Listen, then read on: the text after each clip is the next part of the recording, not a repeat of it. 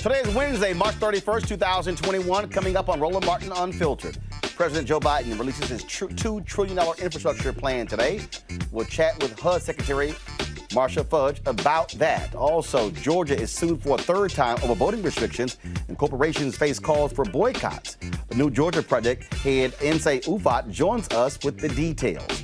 The murder trial of Derek Chauvin continues with a look at what happened inside Cup Foods the day he killed George Floyd. And 2 ex-Texas sheriff deputies have been indicted in the death of a black man. Plus, what does your digital footprint say about you? Our tech segment will talk with the author of Don't Let Your Digital Footprint Kick You in the Butt. It is time to bring the funk on Roland Martin Unfiltered. Let's go. He's got it. Whatever the miss, he's on it. Whatever it is, he's got the scoop, the fact, the find. And when it breaks, he's right on time and it's rolling. Best believe he's knowing. Putting it down from sports to news to politics. With entertainment just for kicks, he's rolling. It's on go, y'all. It's Roland Martin, rolling with Roland now. He's funk, he's fresh, he's real, the best, you know he's Roland Martin now.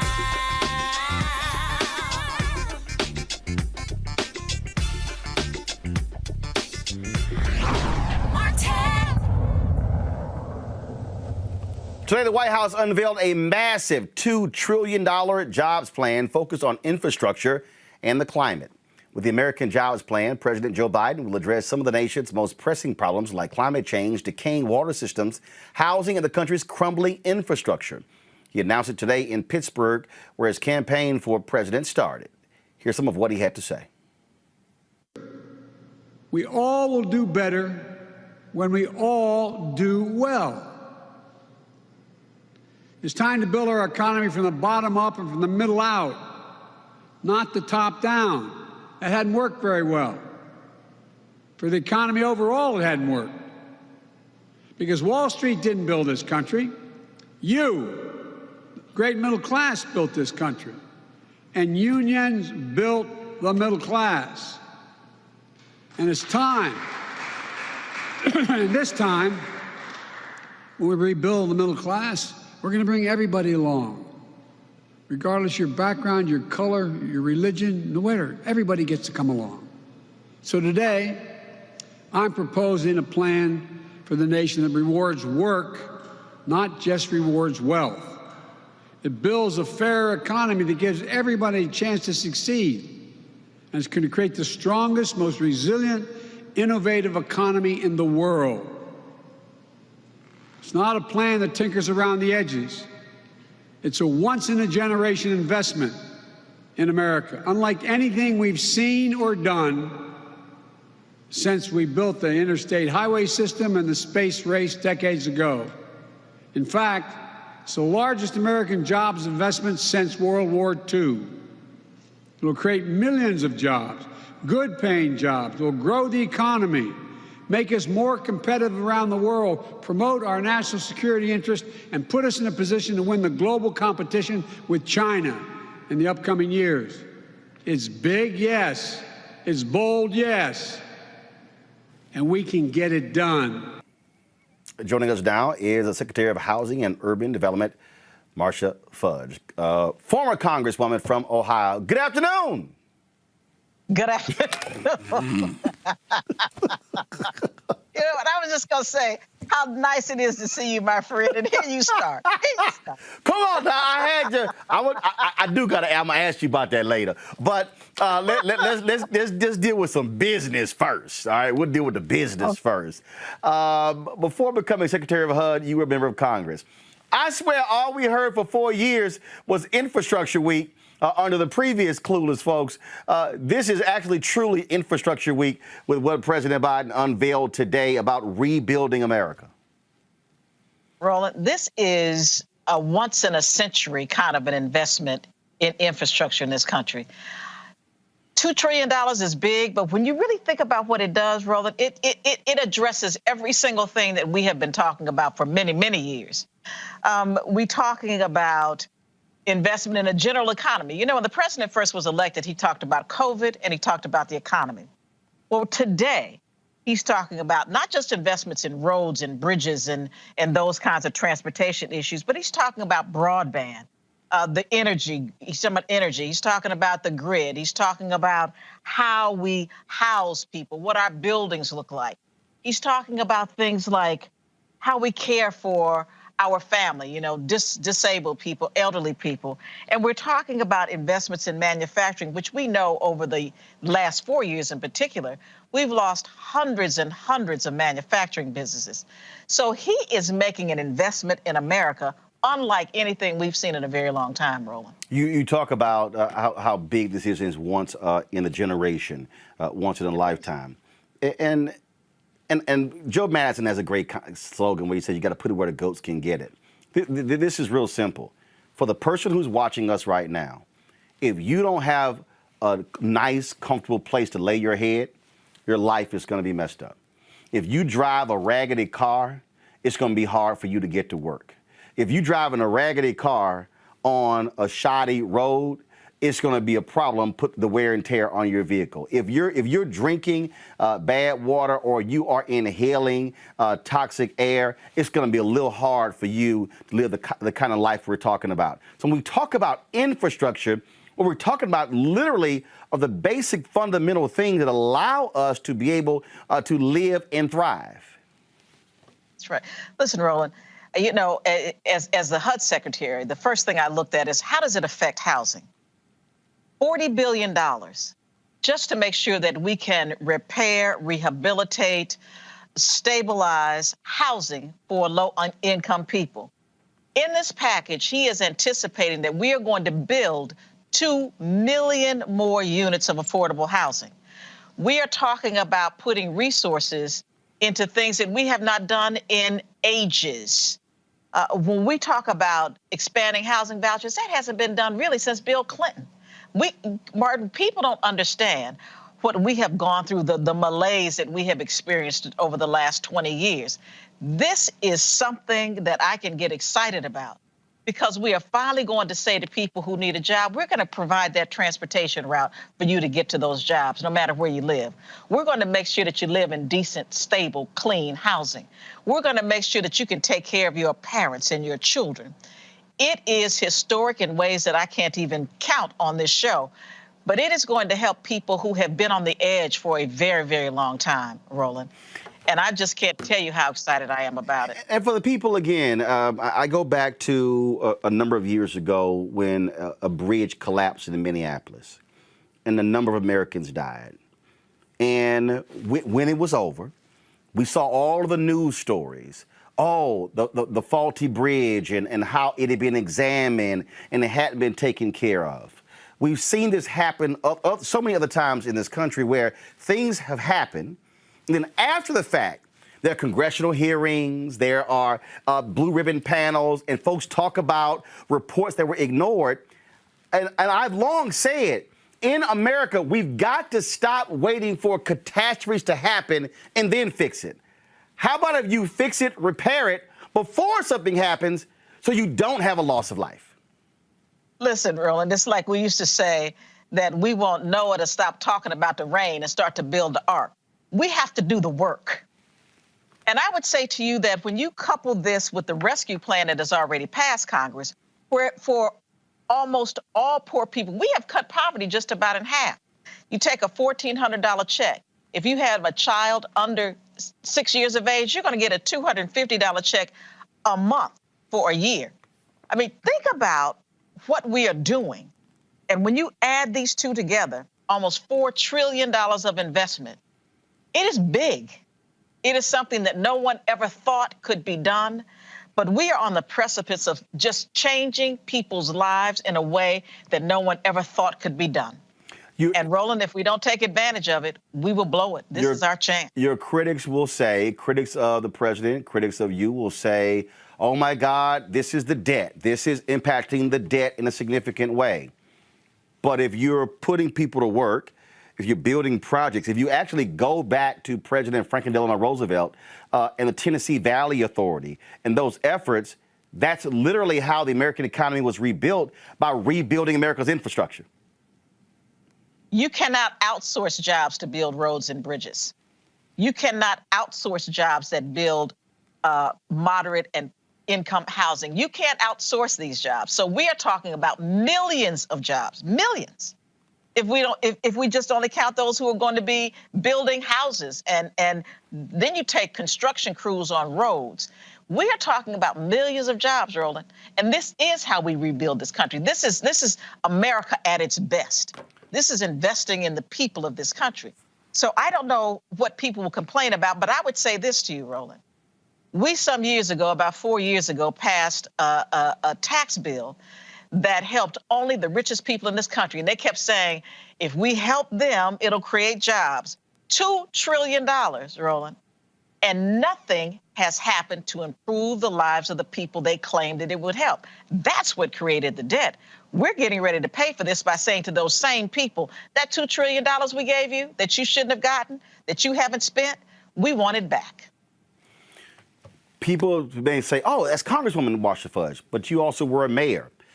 Talk about bringing that perspective, being a mayor, dealing with these very issues, these issues of housing, and then, of course, a member of Congress, into becoming Secretary of HUD, bringing that experience to bear. One thing about mayors, we are very close to the people. We live in the neighborhoods where our people are. We touch people every day, and we understand the suffering and the need. One of the things that I spent an awful lot of my time on was public housing. The lack of it, the quality of it, how we build public housing in a way that is productive, how we talk about zoning to make sure that we can put people in opportunity areas. We've done, all mayors deal with this, all mayors. And so we understand more than most how to make this work. And so I'm really so happy the fact that finally, Roland, HUD once again is the voice of cities. That has always been our job. But under the last 4 years in particular, we've not done that job. We are now going to be the voice of communities, of cities, of small towns. That is a job of HUD. And I take it very, very seriously. A couple more questions. They didn't tell me how much time we have, so I don't want to take up all of your time. When we talk about being in this position here, I think back to the 8 years of President Barack Obama. And a lot of people forget. You were head of the CBC. You were very clear and tough on the president when it came to his housing plans. I dare say, and this is me speaking, one of the failures of the administration was in the area of housing. Black people lost 53% of all wealth due to the housing foreclosure crisis. We're dealing with really right now a housing shortage in America. I've owned my home in Dallas since 1999. I get text messages and calls every day from somebody trying to buy my house to flip it. And so there are people out there who want to be able to buy a home, but you have these hedge funds that went out and bought blocks of 25 and 30 and 50,000 homes from the banks who we supposedly helped out with TARP. And so how do we, what is your plan to put us on that path for true affordable housing for people to be able to own their homes and they're not having to spend all this money renting something they simply don't own? Well, the first thing is just to say this, is that FHA is a part of HUD. And so we are looking at what we have done, and we've made some mistakes, no question about it, Roland. We have also been a part of those people who have not looked at equity, have not looked at how we create an environment in which people who are moderate income, or even some that are low income, can afford to buy homes. You're going to see a change, and you're going to see it soon. We're going to assist home buyers. We're going to level the playing field because, Roland, you know as well as I do that for people that look like us, most of us start to create any sense of wealth by buying a home. Mm-hmm. We're also going to look at how we assist in educating people about the process because so often, Roland, people who are just trying to get into it don't have any idea where to start.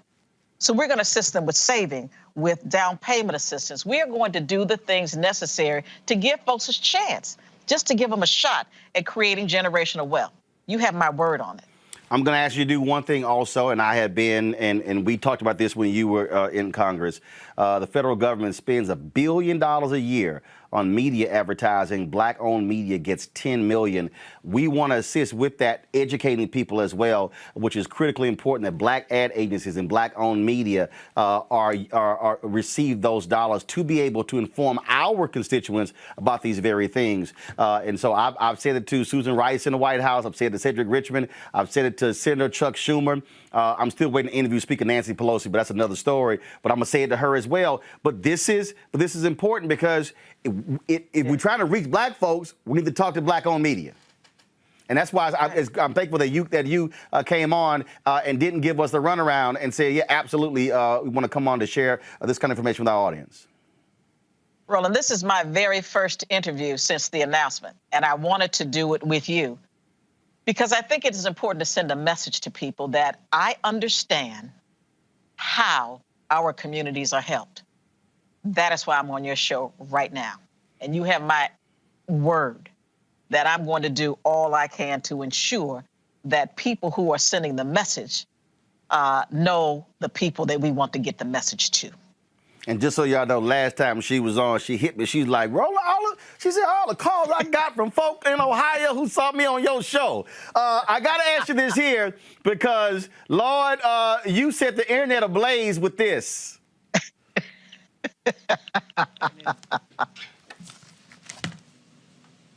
Good afternoon. Good afternoon. Oh, thank you. I was wondering if I was in this room by myself.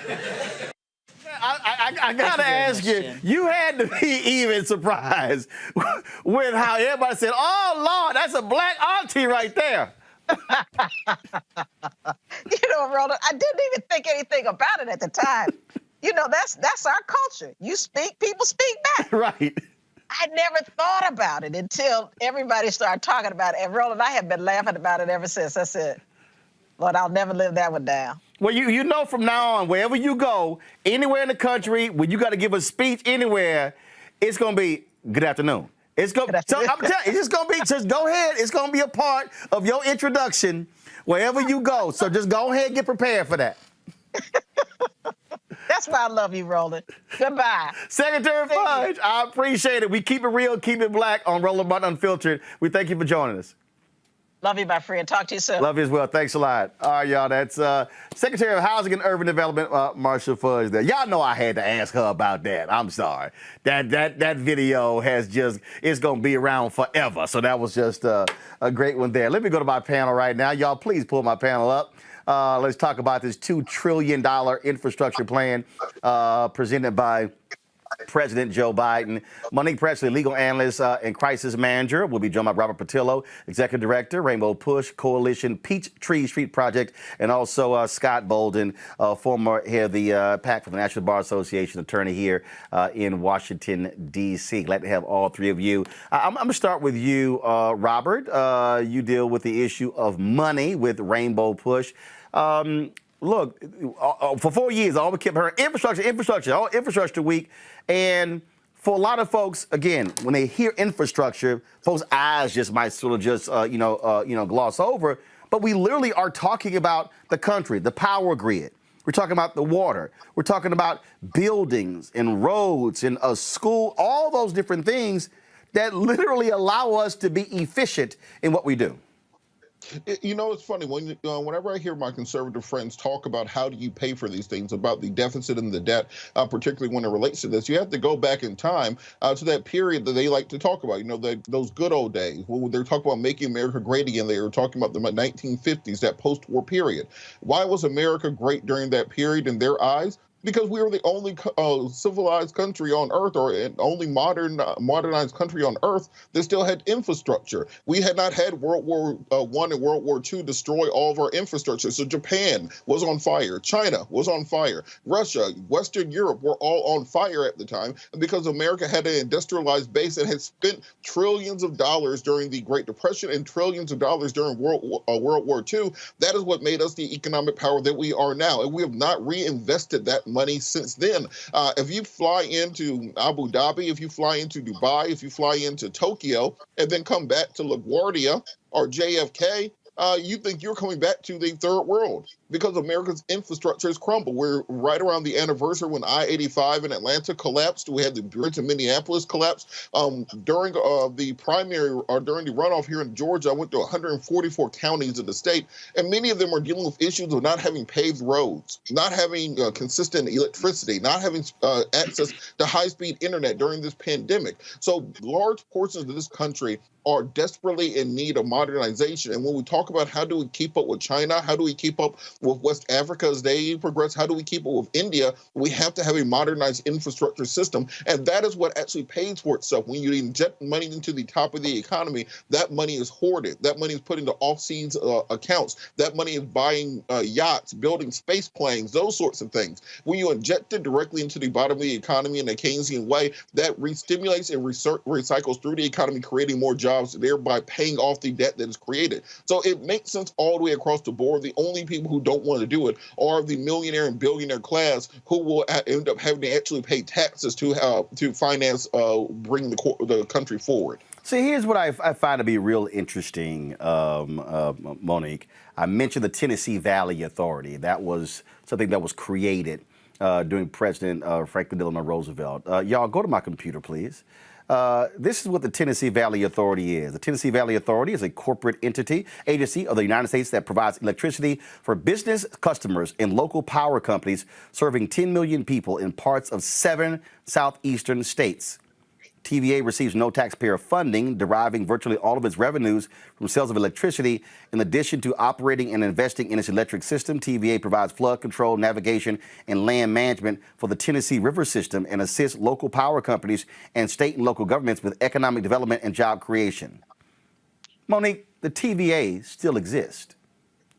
So for all these people who are going, oh no, this is a horrible idea, literally 7 states right now are impacted by the Tennessee Valley Authority, but I swore people say a lot of these Republicans say they can't stay in big government.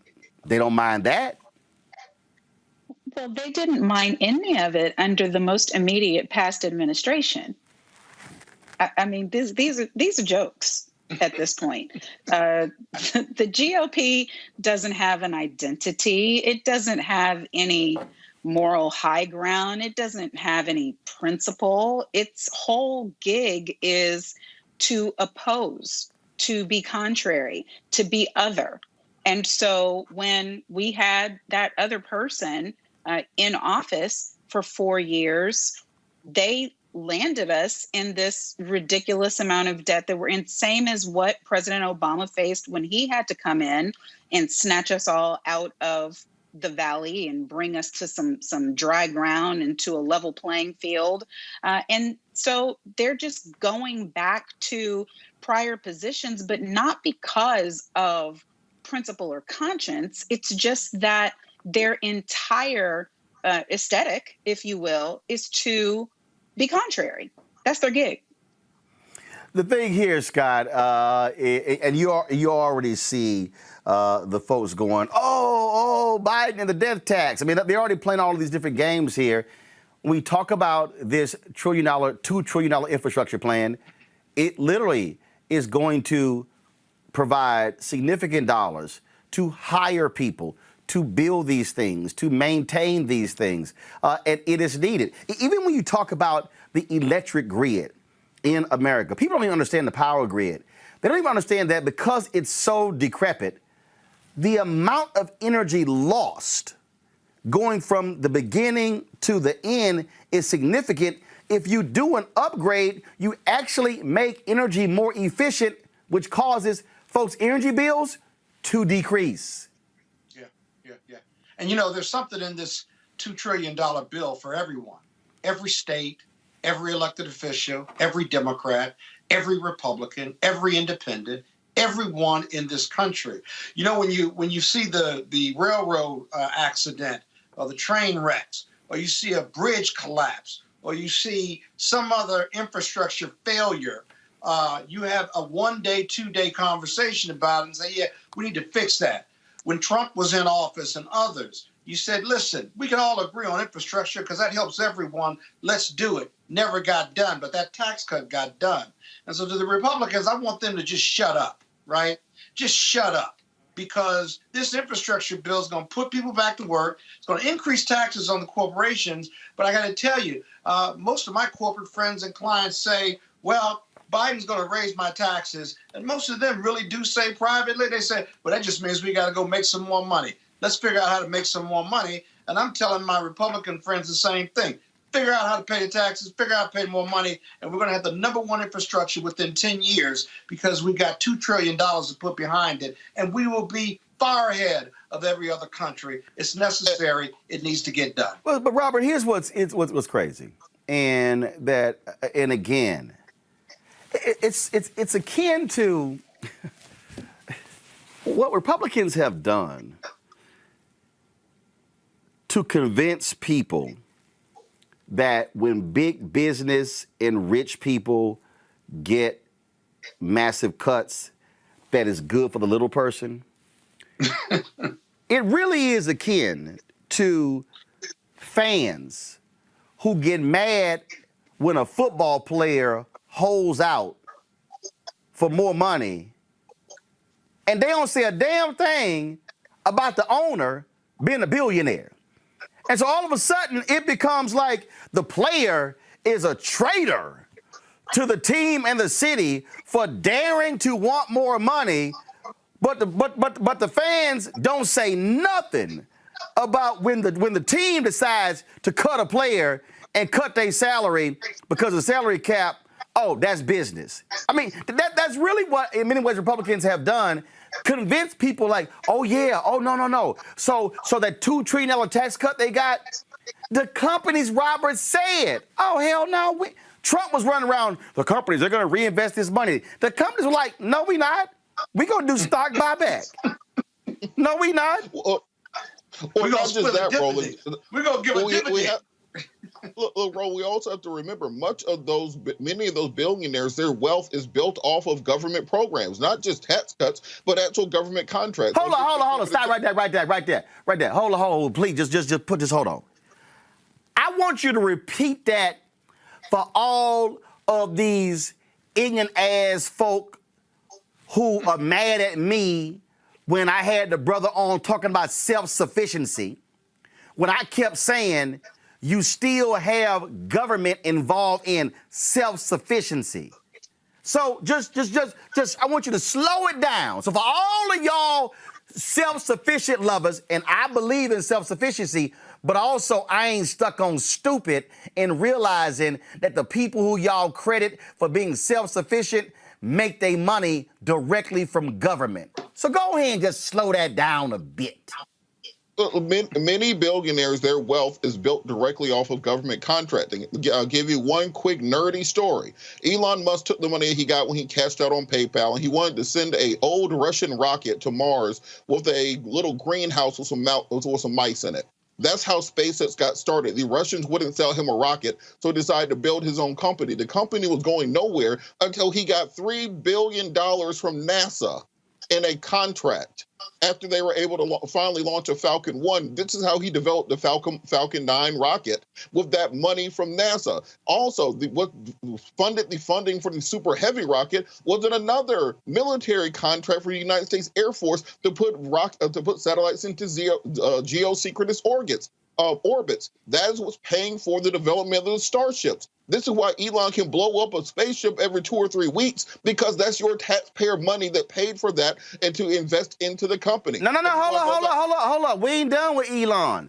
The same Elon who promised to build solar panels in Buffalo, New York, and got billions in tax breaks from the state of New York did not get the jobs. The same one that got billions for the making of the batteries in Las Vegas and California for the Tesla car. His whole wealth, I think he's the second or the third richest in America. His entire wealth is built on the government.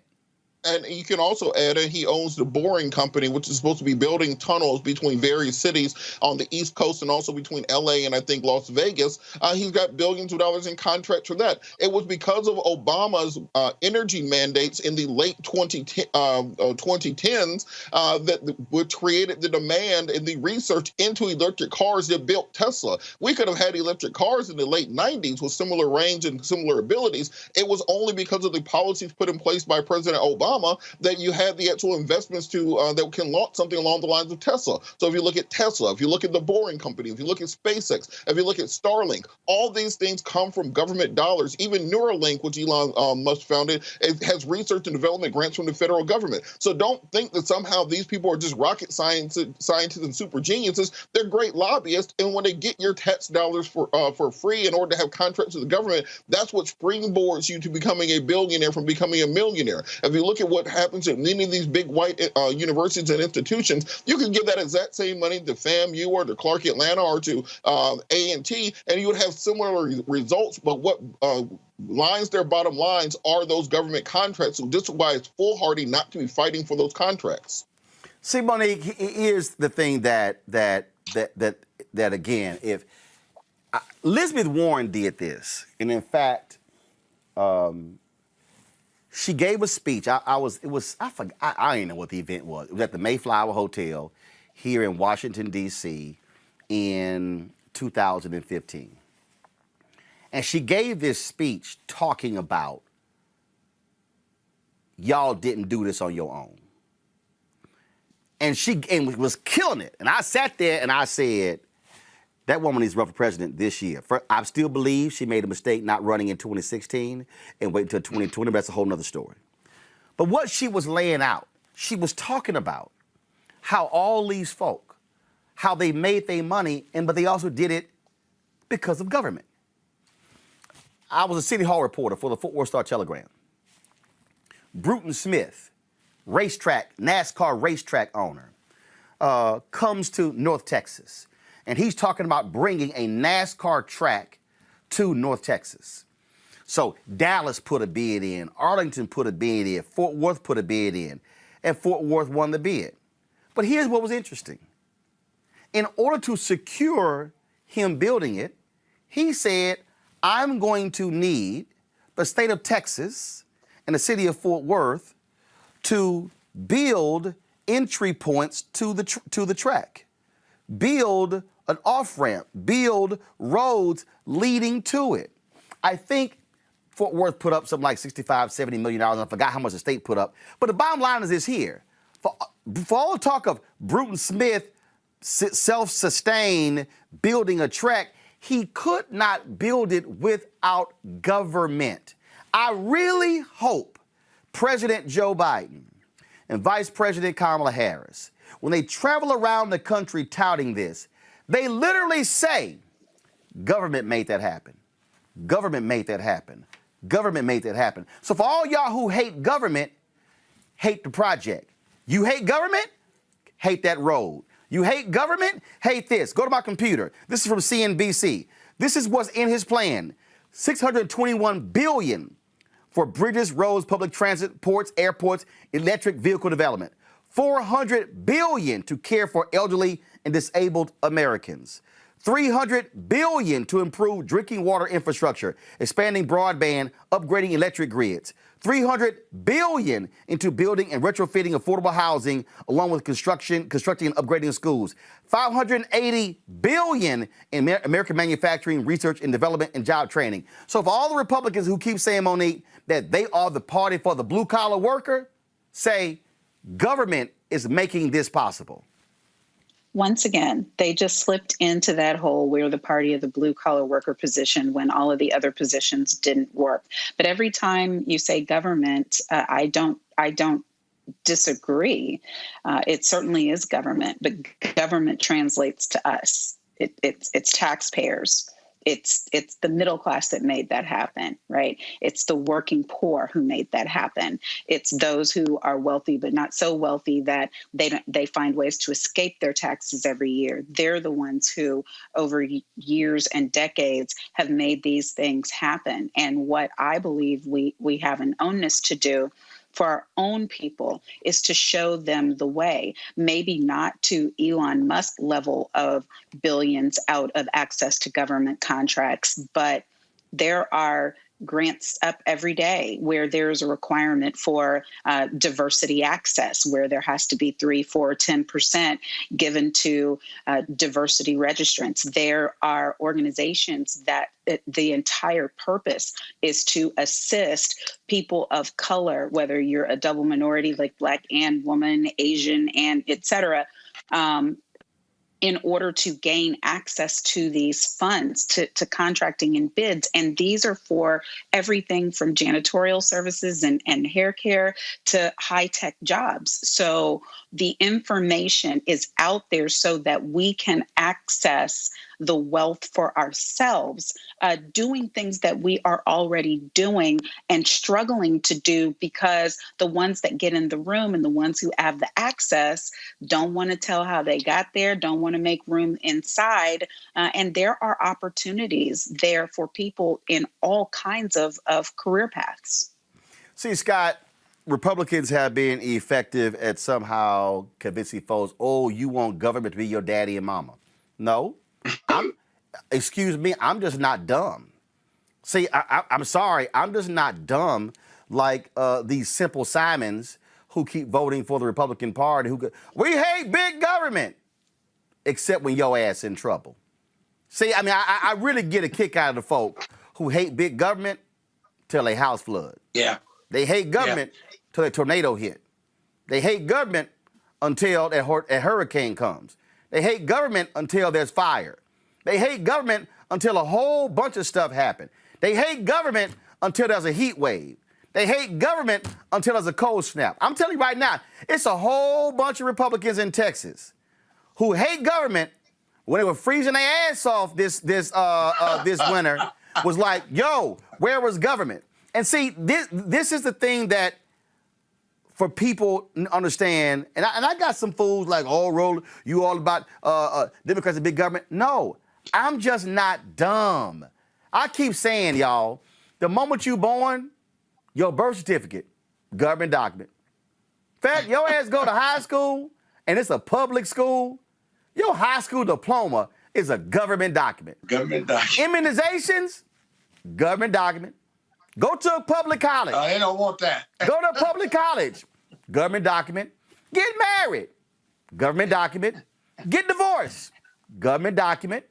Your ass died. Death certificate. Government document. So let's just stop acting like government ain't got no part in our lives. Well, I agree. I was listening to Robert, and I started thinking about these technology companies, and then I started thinking about every real estate developer in the history of America who develops in cities around this country. I think about the Trump Hotel that's owned by the government that gave me money. Scott, we are live streaming this show right now on the internet, on YouTube, Facebook, and Twitter. Hell, the government created the damn internet. Right.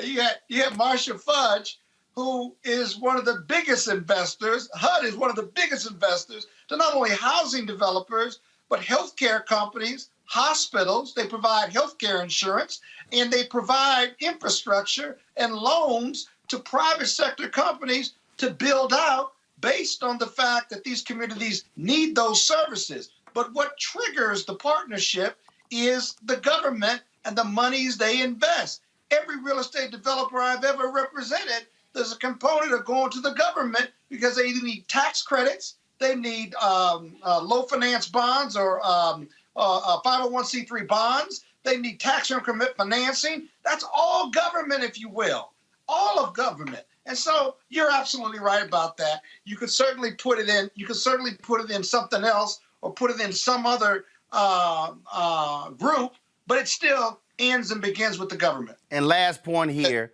which was one of the reasons why Marcia Fudge actually wanted to be the head of the agriculture, the USDA, y'all. Oh, yeah, that's another one. The USDA has the largest bank in the federal government. The largest bank. The USDA's bank literally bills billions of stuff in rural America every single day. Y'all, that's government. So I'm just saying, if y'all running around talking about, oh, this $2 trillion plan is just too much, this is real simple. Who else is going to rebuild the roads? Who else is going to rebuild the bridges? And don't fall for that public-private partnership. That's nonsense, because here's the deal. It's your tax dollars, and we got to stop having these deals where, oh, let's rebuild roads but turn them into tollways, forcing you to pay money to drive on roads your ass built. Robert, go ahead, final comment. I'll go to my next story. The last thing I'll say is just the hypocrisy is real. If you think about the fact that they want small government out of your business, except for if you're voting, in which case they want you to have a state-issued voter ID, even to vote from home. They want small government and no government interference, but they want to take control away from local counties and put it into the hands of Republican state legislature to control how you actually vote. They want to take control away from local judges and give that to Republican legislatures to control how polls can be open. So when they talk about small government, it's only small when it needs to do something for you. When it's doing something for them, they want it to be as big as possible. And they also, in Georgia and Alabama and other places, passed laws preventing cities from getting rid of Confederate statues, but they say they like small government and not Big Brother. Y'all, don't get pimped, don't get played, don't fall for the okie doke, don't get bamboozled. That's why on this show, we expose the lies, we speak the truth, and we fact check stuff. And if you come on here and lie, and I know some black conservatives out there, they all upset. They like, Roland always dogging black conservatives. Well, if you come on here lying, yeah, it's going to get called out. Go into a break. When we come back, we're going to talk about voter suppression in Georgia. Coca-Cola, all of a sudden, new statement. Delta, all of a sudden, new statement. What's happening in corporate America? And guess what? Black. Why you're not switching the camera?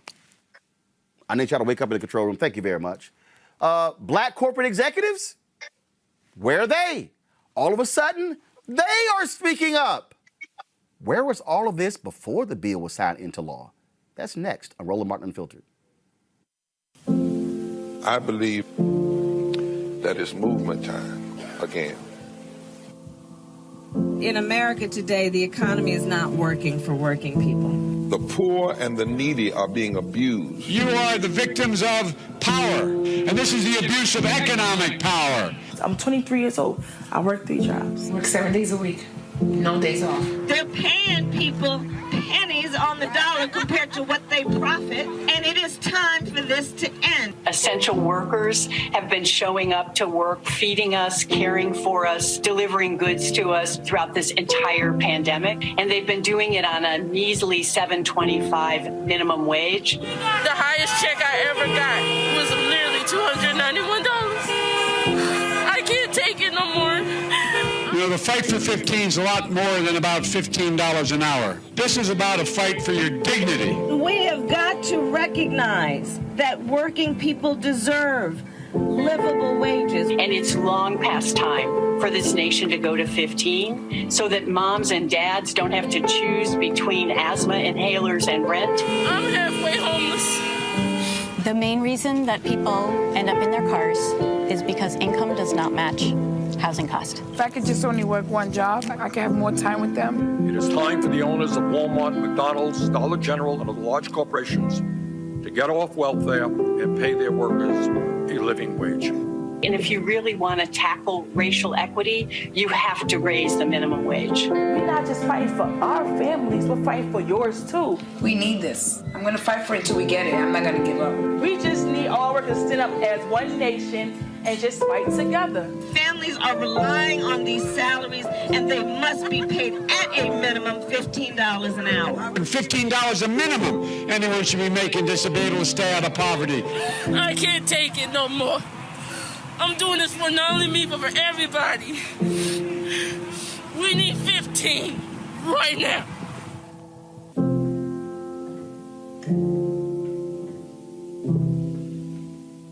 Hi, I'm LD Barge. Hey, yo, Peace World. What's going on? It's the Love King of R&B, Raheem Devon, and you're watching Roland Martin Unfiltered. Woo! Pressure. Pressure bust pipes. External groups, Black Voters Matter, New Georgia Project, Fair Fight, others, have been applying pressure to corporations in Georgia, asking them to stand up and speak out against the Republicans' voter suppression bill that was passed and signed into law by Governor Brian Kemp. They have been targeting Coca-Cola and Delta and Home Depot and others. Yesterday, Arthur Blank, of course, the owner of the Atlanta Falcons, co-founder of Home Depot, he released his statement. Initially, Coca-Cola and Delta sided with the Georgia Chamber of Commerce. Folks said, that wasn't quite good enough when it came to speaking out on voter suppression. Folks have been talking about boycotting Delta and Coca-Cola. Delta released an internal statement essentially praising the bill, saying some stuff was changed. Woo, let's just say it got a little heated on social media. And the Delta CEO came out with a new statement. I'll read that in a second. But here is the statement dropped today by the CEO of Coca-Cola. Yeah, I completely agree. I mean, let me be crystal clear and unequivocal. This legislation is unacceptable. It is a step backwards, and it does not promote principles we have stood for in Georgia around broad access to voting, around voter convenience, about ensuring election integrity. And this is frankly just a step backwards. We've spent many decades promoting within Georgia a better society and a better environment for business, and this is a step backwards. And we're very clear on that, and our position remains the same. This legislation is wrong and needs to be remedied, and we will continue to advocate for it, both in private and now even more clearly in public. Folks, that you're clear now, James, but that was the CEO of Coca-Cola speaking on CNBC. This was after a group of black executives, corporate leaders, the Black Economic Alliance, released their statement, also calling for these corporations to change these corporations to do more to fight voter suppression. Here is the statement released by the CEO of Delta. Pull it up, please. This just 2 weeks ago, we honored civil rights icon Ambassador Andrew Young by naming a building on our campus in his honor and establishing a permanent exhibit to his lifelong work in the lobby. The building was chosen because it is the first place most new Delta employees visit when they come to work for us, and we wanted them to see on their first day just how closely our mission of connecting the world intertwines with the work of heroes like Ambassador Young, a former Delta board member whose steady hand helped save our airline in the dark years following 9/11. For all the pride we take in the achievements of Ambassador Young and other civil rights heroes, many of them from our hometown of Atlanta, we know that much work remains to be done to truly establish a just and equitable society. Last week, the Georgia legislature passed a sweeping voting reform act that could make it harder for many Georgians, particularly those in our black and brown communities, to exercise their right to vote. Since the bill's inception, Delta joined other major Atlanta corporations to work closely with elected officials from both parties to try and remove some of the most egregious measures from the bill. We had some success in eliminating the most suppressive tactics that some had proposed. However, I need to make it crystal clear that the final bill is unacceptable and does not match Delta's values. The right to vote is sacred. It is fundamental to our democracy, and those rights not only need to be protected, but easily facilitated in a safe and secure manner. In this room by myself. After having time to now fully understand all that is in the bill, coupled with discussions with leaders and employees in the black community, it is evident that the bill includes provisions that will make it harder for many underrepresented voters, particularly black voters, to exercise their constitutional right to elect their representatives. That is wrong. The entire rationale for this bill was based on a lie that there was widespread voter fraud in Georgia in the 2020 elections. This is simply not true. Unfortunately, that excuse is being used in states across the nation that are attempting to pass similar legislation to restrict voting rights. So there's much more work ahead and many more opportunities to have an impact. I want the entire Delta family to know that we stand together in our commitment to protect and facilitate your precious right to vote. That's why we invested heavily in our Get Out the Vote efforts last year, and we can all be proud of Delta's contribution to the historic voter turnout in 2020. In the weeks and months ahead, we'll be working with leaders across the political spectrum in states nationwide in this effort. We're also closely monitoring legislation in Congress named after the late Atlanta civil rights hero and Delta friend John Lewis that will expand voting rights nationwide and working with representatives and senators to represent our communities. I know this result in Georgia has caused frustration, anger, and pain for many members of our Delta family. I commit to you that as we move forward, Delta will continue to do everything in our power to hear and protect your voice and your rights, both in Georgia and nationwide. Thank you for all you do for your communities, your loved ones, and for our Delta family every single day. That is, of course, the CEO, Ed Bastian, of Delta. Joining us right now is Francis Johnson, the board chair for the New Georgia Project. Francis, glad to have you. So, Francis, glad to be with you. Let me just be clear here. I appreciate that statement from the Delta CEO. I appreciate the words for the Coca-Cola CEO. I appreciate Black executives, Ken Chenault and the others, for signing that letter. I saw the Executive Leadership Council release their own statement. But let's be real clear, Francis. We're only here discussing their statements because of the pressure groups like yours and Black Voters Matter and others put on them to stand up and speak out. The reality is this: had that statement been released when the House and the Senate was considering the bill, had that statement from Coca-Cola been released before the governor signed it into law, we may not be talking about this after the fact, which is why we need companies and Black executives to show up in the middle of the fight and not after the fight is over.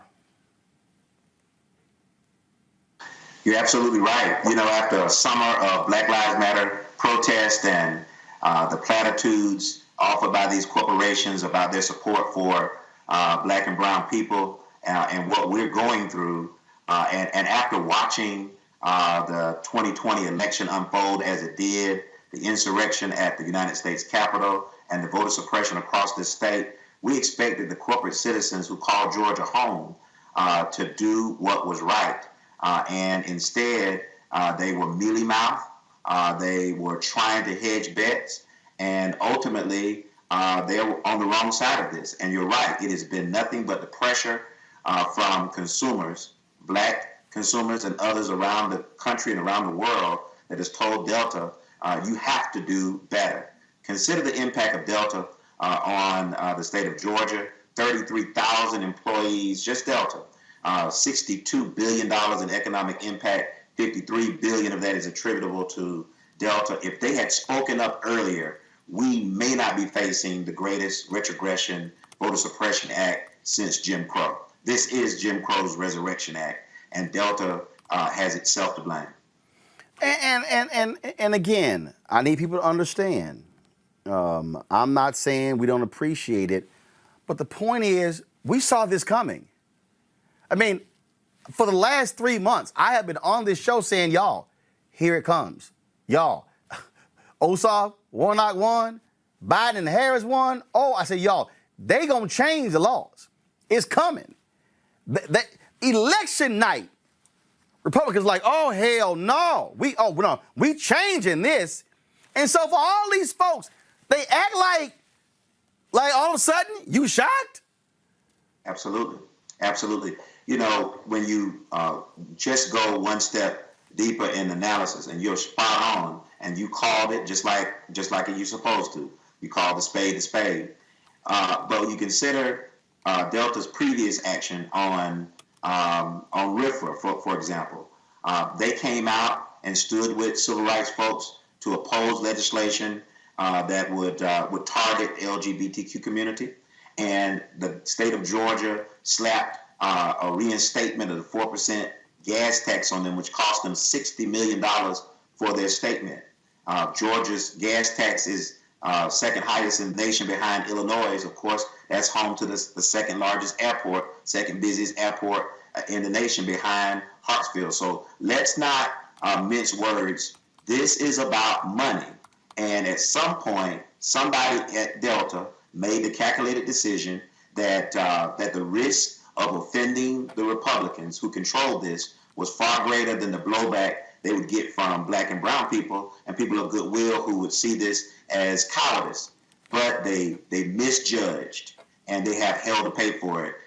They're late. We appreciate it. Now what they need to do is turn their influence and take their seats at the table to make sure the Senate moves past the filibuster if it has to enact the John Lewis Voting Rights and Advancement Act. But not only that, to call upon the state of Georgia to do something about this terrible legacy that it has given itself in the modern era as the state that resurrected Jim Crow. And this is here's a perfect example. This is a tweet that Cliff Albright, co-founder of Black Voters Matter, sent out today. Come on, computer, please. This is why Black Voters Matter in organized Texas were the AT&T building in Dallas on Monday. AT&T isn't just silent on voter suppression. AT&T is complicit on voter suppression. And this is what he was referring to. This tweet by Antonio Arellano. AT&T has donated $574,500 to Abbott Patrick, Governor Greg Abbott, and Lieutenant Governor Dan Patrick, and the sponsors of Texas voter suppression bills since 2018. AT&T donated $150,000 to Patrick, who was so enthusiastic about Trump's false claims of voter fraud that he offered a $1 million reward for evidence. And so what this is saying is, okay, folks out there, if you watching DirecTV, if you're sitting here watching HBO Max, if you're watching any of these networks, if you've got AT&T phone service, if you're using anything with AT&T, AT&T's money is going to Republicans who believe in voter suppression. What you and Black Voters Matter and others are saying is, tell the likes AT&T and other companies, withhold your dollars and say, if y'all seek to pass voter suppression bills, you are not going to get any support from AT&T. We are going to oppose it, and we're going to fund the people running against you. Is that what you and others are saying? Oh, that's exactly what we're saying. Not only is our vote our voice, but the money that we spend and where we decide to spend it is also a part of that voice as well. And honestly, what we needed to do was have listened to the folks who turned this election in the first place. It was young voters, it was new voters, the voters of our future who were saying to these companies, put your money where your mouth is, long before the election and this General Assembly session. And so not only does Coke have to deal with this, you got other companies like Aflac and Home Depot, and the list goes on and on of companies that are going to have to address their corporate cowardice. And you said something a few shows ago that just stuck with me. And folks need to realize how all of these pieces are connected. Not only did the Republicans signal that they will take over local elections, but they've already signaled that they will take over even the Atlanta airport. And that came up last legislative session. Yep. And so there are lots of things that are moving behind the scenes. And make no mistake about it, this was a calculated decision on the part of these corporations to be silent at first. And now they're pivoting. The pivot is late, but they need to take their influence and now make sure that the United States Senate chooses freedom over the filibuster, that enacts the John Lewis Voting Rights and Advancement Act and helps Georgia to move past this. If the Senate did its job, then we have to worry about the implementation of this Jim Crow Resurrection Act here in Georgia. Francis Johnson, New Georgia Project. We surely appreciate it. Thanks a lot. Oh, thank you, brother. Let's go to my panel here. Robert, you're there in Georgia. This is pressure. Let's just be real clear. If it was not for the external pressure, you would not have any of these statements coming out. You're 100% correct. And actually, myself and Francis Johnson and Reverend Jackson and C.K. Hoffler and State Representative D. Dawkins Hagler had a press conference earlier today demanding that our corporate, the people who did the performative justice last year, the people who had the signs and the billboards saying we stand with you, that racism is wrong, that you put your money where your mouth is and really pressure the legislature. We saw when Arizona would not pass a King holiday, they moved the Super Bowl. When North Carolina passed a transgender bathroom bill, they moved the All-Star game out of that state. If you shut down movie production in this state, and the people who can do that are the actors who are in those movies, I think more movies have been made in Georgia in the last 2 years than anywhere else in the country. If you shut down that production, I guarantee they'll have this law off the books by Friday. If opening night the Braves don't take the field because the black players refuse to play, I guarantee they'll get this issue fixed. You have to understand that the finances are what run things in this state and in all states. And as much as those Republicans may love racism and segregation, the one thing they enjoy more than that is money. And the people who control that are going to be the corporations, going to be the movie studios, going to be the record labels, and so on and so forth. So you shut those things down and quick, fast, in a hurry. We'll get rid of these Jim Crow laws. Monique, this is a lesson that people need to understand. Inside needs outside, outside needs inside. There were people on the inside of Delta and Coca-Cola and these other companies who were saying, let's say something, let's speak up. The companies, they hedging, and we saw these very lukewarm statements. But then when that outside pressure kept getting heated up, and then you start seeing hashtag boycott Delta, boycott Coca-Cola, and then you saw that thing building and building and building, then some folks were, we might want to go ahead and say something that's a little bit more forceful. That's really, I talked to people who were involved in the negotiations, in the discussions with the Delta CEO and the Coca-Cola CEO. And that's exactly what happened. They were not listening initially, but then they started listening in the last 48 hours. Right, and they already have the crisis manager on deck. You know, because that statement that you read, that was written by a crisis manager. That wasn't written by any random executive. That wasn't written by the blanket PR department. They had people standing by basically saying, okay, let's shoot craps for a minute and see how far on the outskirts, on the edges of this situation we can stay. Let's put our toe in the water.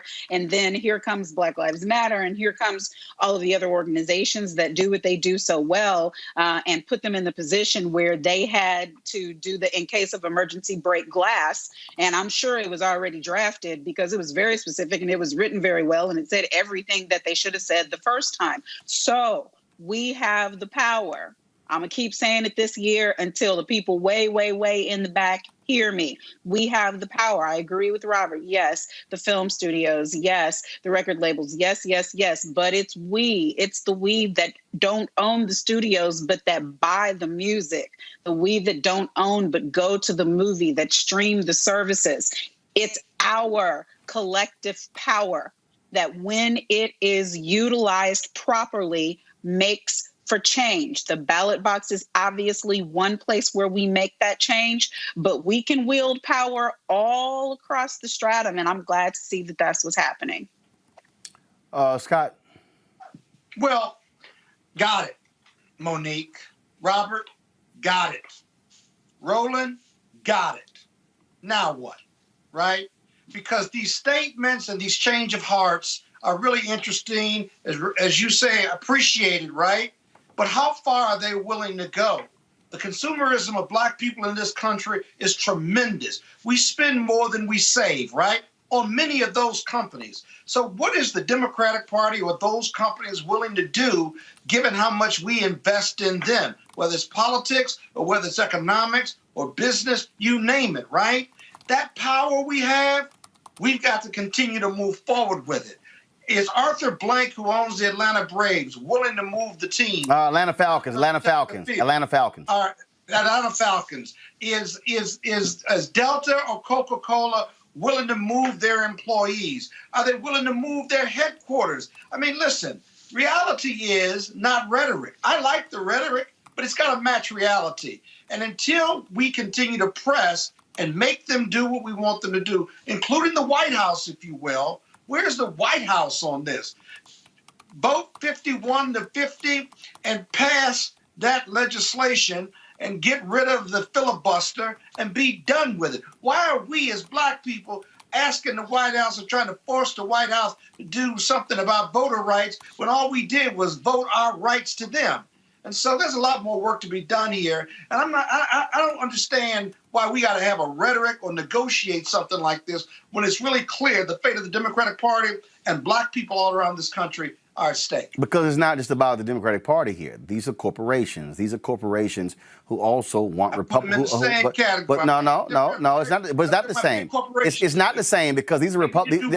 It's not the same, Scott, because these are corporations. Scott, these are corporations. Scott, I'm aware of. I understand that these are corporations that also have other business interests where they want Republican votes. For instance, there's a gaming bill going on in Georgia where they don't have enough Republican votes because the white evangelicals don't support it. So therefore, they need those black votes. This is where Black Voters Matters and others have said, okay, black legislators, y'all make it clear.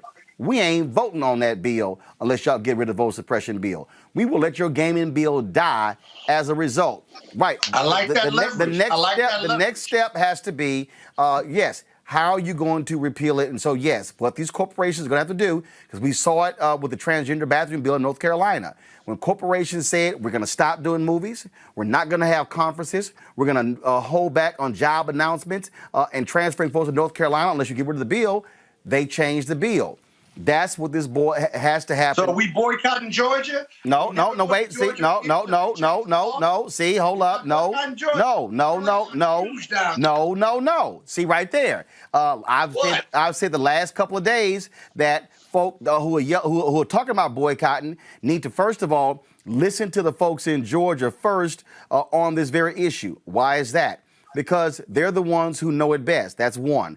Two, there has to be a plan of action when it comes to do so. This is what Stacey Abrams tweeted, folks, literally about 30 minutes ago. Guys, go to my computer, please. This is, I'm going to go to it, read it in a second, because what she did was she specifically spoke about this issue of boycott because folks have been talking about it. They've been talking about it. And this is, I'm just going to read it. Don't worry about it. She said, as a black person, a Southerner, and an American, I respect and defend the right to boycott. But the communities most targeted by SB 202 would be most hurt by a boycott of Georgia. Bring your business to Georgia, and if you're already here, stay and fight, stay and vote. Hashtag GAPOL. Now, others have a different. Let me finish. Others have a different point of view. Yeah. What I'm saying is, for me, I don't live in Georgia.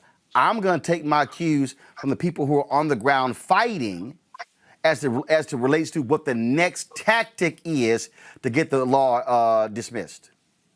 You got to cut off the money. Call it what you want. You got to cut off the money, though. Robert? I think the issue is that this boycott isn't coming from leadership. This boycott isn't coming from elected officials. This boycott isn't coming from the boule. This boycott is coming from the streets. These are the people who have been active, who have been marching for George Floyd, who have been marching for Trayvon Martin, who have been marching for Rashad Brooks, who have been marching for Ahmaud Arbery. And when they see these things happen and understand that we're being turned back into back towards Jim Crow, despite what they did to get into those streets in November and in January, there's nobody who can take these dogs off. So the only thing that's going to fix this is the legislature getting in there and fixing it. These corporations, there's no reason we should be begging these people to do the right thing. How much sugar water can Coca-Cola sell if black folks ain't drinking it? How many hammers can people sell if black folks ain't hammering? But here's where I will disagree. Well, I would disagree on the where I disagree there and I certainly understand your sentiment. The people who are saying we need to boycott, but the point that I continue to make, Monique, is if anybody has taken the time to study boycotts, it's easy to call for one. It's harder to plan for one. And what I'm saying, and I'm not against a boycott, what I am against are folks saying, boycott, no plan. Boycott, no mobilization. Boycott. That's the problem. And so if you're going to boycott, you literally have to plan it as opposed to just sort of hope it happens. I'm going to use a Colin Kaepernick example. When Colin Kaepernick was not re-signed, folks were like, we're going to boycott the NFL. I was talking to people in other groups saying, I'm just curious, y'all, who's organizing this boycott? Who's informing the people? Like, what's the strategy here? They were like, well, it's sort of bubbling up. And I said, I'm sorry, y'all. I ain't never seen anything bubble up unless it was planned and organized. That's my only point here, Monique. If folk want to say boycott, you better plan and organize one, not just tweet it and put it on Instagram and Facebook. Well, I agree with you. I just would add an additional point that I had with the NFL boycott, and I for sure would have with any proposed Delta or Coca-Cola boycott. Please do not do things that hurt us and put the squeeze on us more than they put the squeeze on the corporations. Please do not do things that are going to land our people without jobs. Check the numbers on who's hired and employed gainfully in Atlanta due to their hub being there. Check the numbers on Coca-Cola and find ways, smart ways, to impress upon these corporations the need for action absent things that ultimately, because it's not, I understand that with a boycott, there has to be suffering, and we've always had to, in doing them, go without things that we regularly enjoy. But what I do not want to see at all is for people to end up without jobs and with employment shrinkage because of something when there are other ways to get the same thing done. Well, we're rolling real quick. We don't have to suffer when it comes to air travel. There are choices out there. We don't have to suffer. I was talking about employees. There are choices out there. Employees, right? So, employees. Employees. The alternative companies I'm talking about the those services and goods have employees too. So nobody's asking anybody to suffer. That's just two examples, right? So listen, either the companies are committed or they're not. And I'm not interested in what they write and say. What are they prepared to do? And you're right. We should be organized. I agree with you, Roland. It's hard not to agree with that. But the reality is there's no suffering we're asking people to do because there are alternatives. And if you can get people to think about alternatives, right, then the money goes elsewhere. You don't take the money away. It goes elsewhere. Are we going to be organized enough to do that? That's what the next steps are. But Roland, I think this is a rather easier organization. We boycott until they change the law. Too. That seems a pretty one-to-one, pretty direct. Actually, it's not. Actually, it's not. Because the reality is okay. Stop. First of all, here's the whole deal. Okay, so if we want to sit here and go here, okay, if you're going to actually participate in a boycott, you do have to have a plan of action. So, for instance, what are you saying to people? First and foremost, are you asking people right now to drop their Sky Miles? Are you asking people not to book tickets on Delta? Are you asking people to? Are you sending the information out saying here are the Delta hubs in America? We need people to send picket lines to those particular hubs to be able to protest. First of all, who are those people? Who are the organizations? Who's going to get them there? What time are you what time are you going to be picketing? How are you sustaining that? What I'm saying is you can just throw it out there. You still have to organize the boycott. Then the question is, hold up. Then the question is, are we hitting Delta on Monday, Coke on Tuesday, Home Depot on Wednesday, Aflac on Thursday, UPS on Friday? See, again, I'm just laying out strategy here. I'm not laying out boycott. You just laid it out. What I threw out there was suggestions, because here's the deal, Scott. If you call for a boycott and say, show up at Aflac on Wednesday, and 4 people show up, that's failure. Somebody still has to organize the people to show up. You work out all that with the organization. See, here we go. Right there is why they failed. Right there. Because folk want to say somebody else should do it. All I'm saying is to the people who are throwing out their boycott, you better plan it. You better plan it And hell, Robert, you sitting there working with Rainbow Push. Reverend Jackson know this. The success of Operation Breadbasket was successful because there was a clearly defined strategy to get results. Read Martin Depp's book, Operation Breadbasket, 1966 to 1971. It was clear. The reason it was successful is because it wasn't just poof, there it is. I got to go to a break. Go ahead. Final comment, go. Real quick, two things. One, of course, that planning is underway. We're in the early stages of this. Bill got passed last week, but you make sure people understand that this is the fight that we're going to get into. Number two, there's always been this tension in Atlanta between the establishment, between the Daddy Kings and the Dobbs of the world, and the young revolutionaries, the Atlanta student movement. The reason much of what Dr. King did was in Albany and Montgomery and Birmingham was because of the establishment of the Black community that wanted to run things in Atlanta. So there's always going to be this tension between the people who have the financial interest and the people who have the energy in the streets. Right now, the energy in the streets is what's moving the ball forward. That's that third rail, and we have to harness it. And actually, that's also not fully true. Because guess what? What has actually been moving the ball is that Fair Fight, New Georgia Project, Black Voters Matters, and others, it has still been planning. It just ain't happening just because. All I'm saying is it still has to be planned. And I've been talking to these different people, and you know what leaders have been saying? Leaders who are there on the streets, leaders who have been on the ground, they're saying, we're not going to do stuff ad hoc. We're actually going to do things very methodical way, because they're saying is, when you get to boycott, again, using the model of Operation Breadbasket, which Reverend Jackson knows very well, boycott was the last step. It was the last step. It wasn't the first one. Got to go to a break. We come back. We'll discuss the Derek Chauvin case, the trial today that took place right here in Roland Martin Unfiltered. Back in a moment.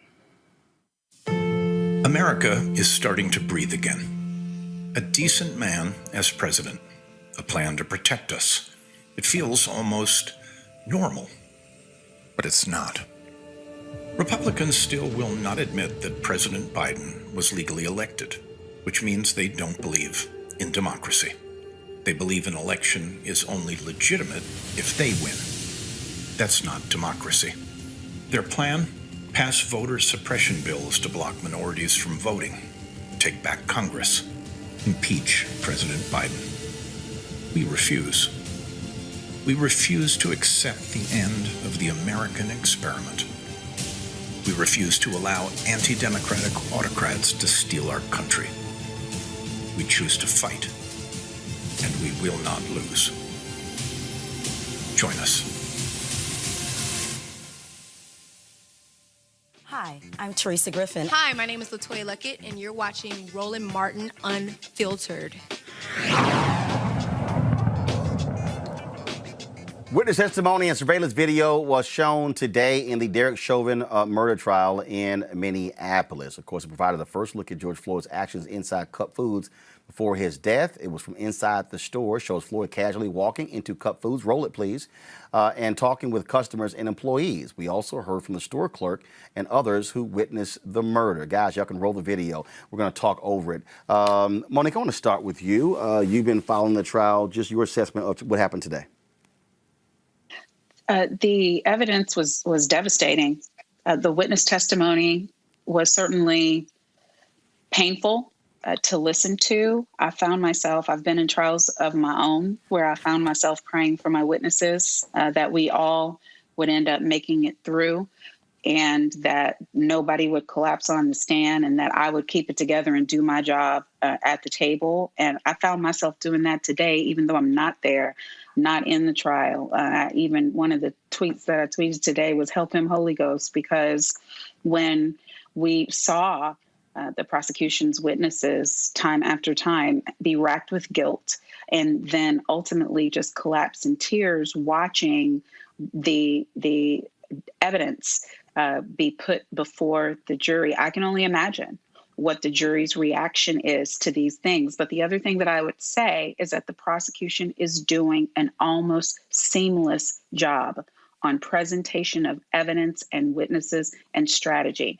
They pulled the sting today. I'm sure Scott will explain after. I'm sorry, I have to cut out early today what that means. But when you know that there's bad evidence that's going to come at some point, and you want to control that narrative and present that evidence yourself before anybody else gets a chance to, they started yesterday with what really matters, the relevant evidence about how George Floyd did not need to die. They backed up today, so they went in reverse chronology and explained what happened before he ended up on the ground outside. And then they ended, with the MPD technician coming and all of that body cam footage coming in. And all I was thinking in my head the whole time I was watching that footage is they ought to rot in hell. They ought to rot in hell. They ought to rot in hell. I mean, convictions really are not good enough for what we saw today. Scott, your assessment. Yeah, I agree with Monique. The sting they pulled out today, what Monique was talking about, was the store clerk that actually called the police. I actually didn't know there were that many counterfeit bills coming through that community. I mean, it's like this was the second one. But he said he thought that George Floyd was high, although he could have a conversation with him. And he called the police because he had this counterfeit bill. Turns out that George Floyd did have drugs in his system, but that's part of the defense. The prosecution put that witness on today to take the sting out of that, to add credibility to their case, to the jury, saying, this jury, I'm going to give you all the facts, not just some of the facts. I'm not going to hide anything from you. So when you hear this from the defense, you will have heard it already. But the emotional testimony, and it's early, is expected. But what you got today, the power of the testimony was reflected in how the video manifested emotionally with all of these people who observed this. Their helplessness, for one, but more importantly, that they watched the life force being taken away from this black man under the knee of the defendant and the police. And you don't have many videos like that. I've told you before, Roland, the power of this video and why you had protests all over the world was the slowly left, the life force left this man's body and you observed it. It wasn't a gunshot. It wasn't a fight. It wasn't him running and getting shot in the back. No, this 9 minutes was just grueling and awful. And you heard a lot of that on the stand. It's an excellent start for the prosecution, but know the experts are coming and the cause of death is going to be hotly debated and litigated. And that's really going to be the turnkey or the most important part of this case. Who are the experts and who does the jury believe? Robert. Was it the drugs and fentanyl and hypertension that killed him? Or is it but for the police, the drugs and the health issues don't really matter because but for the police triggering those ramifications of his health issue, is that what killed him? But for the police. Look for that phraseology as we carry on this trial. Robert. There's an odd thing that the defense is doing is a kind of divergent, bifurcated defense. One is this idea of the buck defense, where George Floyd was a 6'5", monstrous, towering individual, athlete, hopped up on drugs, a super soldier, flipping over cars, juggling buildings, all that. And so, of course, it took a small 5'9", very weak officer. We had to hold him down. We had to put our knee on his neck. There was no other way for us to contain him. The buck defense. I've been using it since slavery to talk about black men. But then they have a second defense, which is what Scott was just mentioning, which is kind of an eggshell defense, saying that George Floyd was so sick, so weak, so decrepit, so riddled with drugs that he would have died at that exact same place at that exact same time with no intervention from the officers, that he was a person in such poor physical condition, such poor health, that there was nothing that the officer did that contributed to his death, that it was simply the forces of nature and the officer just happened to be there at that time.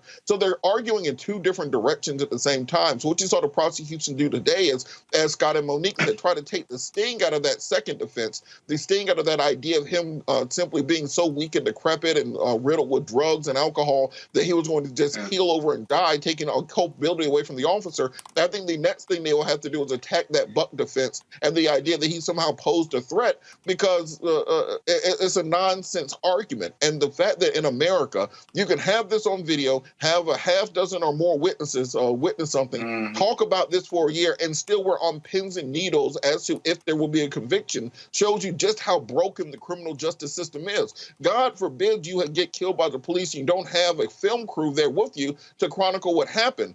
God forbid you get killed by the police, you don't have an international movement that sparks protests in Sydney, Australia, and Shanghai, China, and everywhere else around the world, because if you're just a regular individual who gets killed by the police, if these officers can't get convicted for this, I'm not sure what you would have to do to get convicted for killing a black man in America. Folks, we're going to play some of the testimony that took place today in the Derek Chauvin murder trial. Here it is. I'm going to pause here for a moment. The record should reflect 8/29/55. We saw you standing there with your hands on your head for a while, correct? Correct. What was going through your mind during that time period? Disbelief and guilt. Okay. Why guilt? If I would have just not taken the bill, this could have been avoided. We also saw another individual get pushed by an officer, correct? Correct. And what did you do after that happened? I was just trying to calm him down, tell him to stand back. Okay, so that takes us to the end of Exhibit 33. You were going back into the store. Correct. And so then did you just continue to work your shift? Correct. And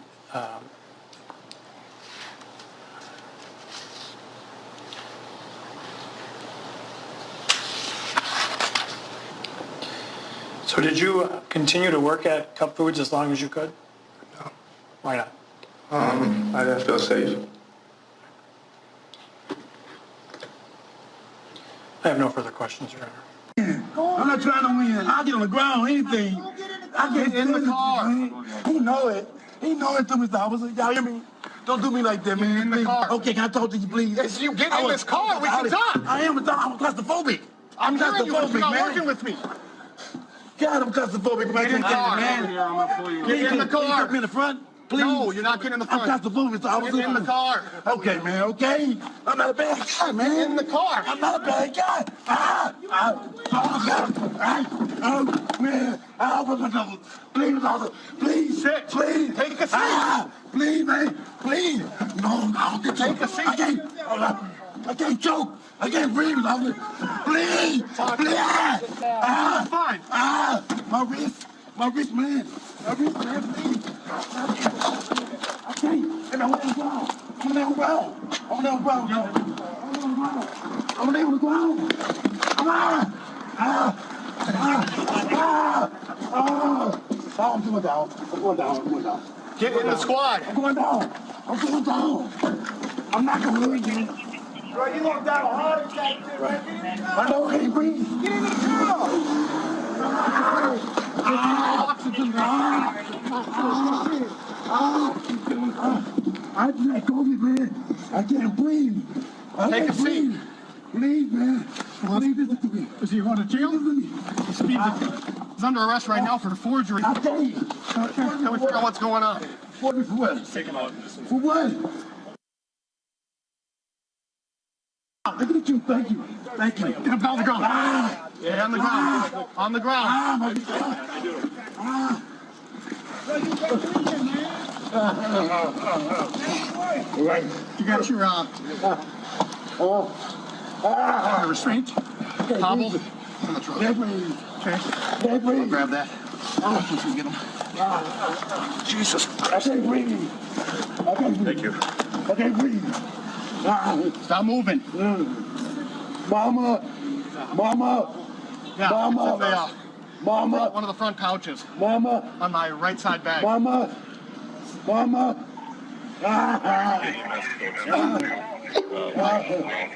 the arrest guy. All right. Oh my God. So now you go to jail. I can't believe this. I can't believe this. I can't believe this. I can't believe this, man. Can I stop it right here, please? Mama, look. Mr. McMahon, do you need a minute?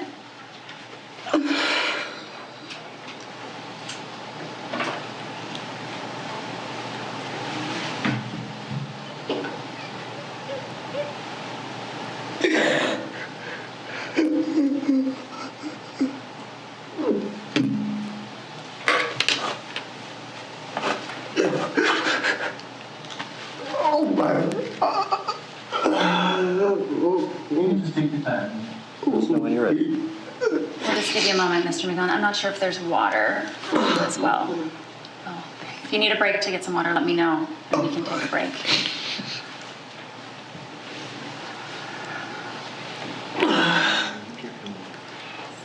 May I approach, Your Honor? You may.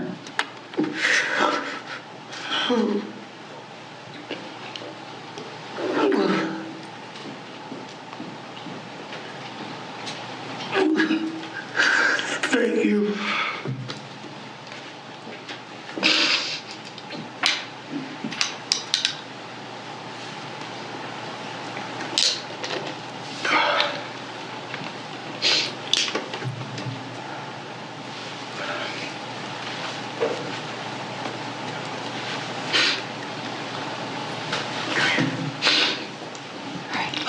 You okay?